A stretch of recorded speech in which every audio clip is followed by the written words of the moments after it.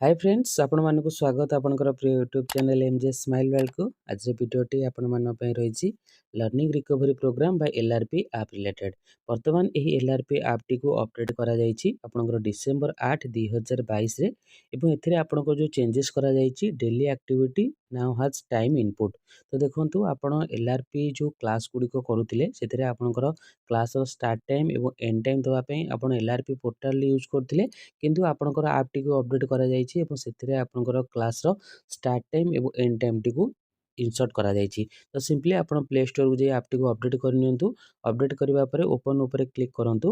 Open ऊपर click करिवा परे आपण टीचर लॉगिन रे लॉगिन करिवे देन डेली एक्टिविटी जिवे ता सहित देखंतु एठी आपनकर क्लास रो फ्रॉम टाइम एवं टू टाइम बा एठी आपनकर स्टार्ट टाइम टी एवं एंड टाइम टी रहिछि। आपण जे टाइम रे क्लास टी को स्टार्ट करथिले सिंपली एठी डेट गुडी को थिबो आपण एठी वाच ऊपर क्लिक करिवे एवं एठी ओके ऊपर क्लिक करी हम टाइम सेट करिवे। तो ये रही आपनकर न्यू अपडेट। होप आज वीडियोटी आपण मान पे इनफॉर्मेटिव रहिथिबो। जदि वीडियोटी आपन भल लागे वीडियोटी को लाइक करिवे, शेयर करिवे, हम चैनल को सब्सक्राइब करिवे। धन्यवाद।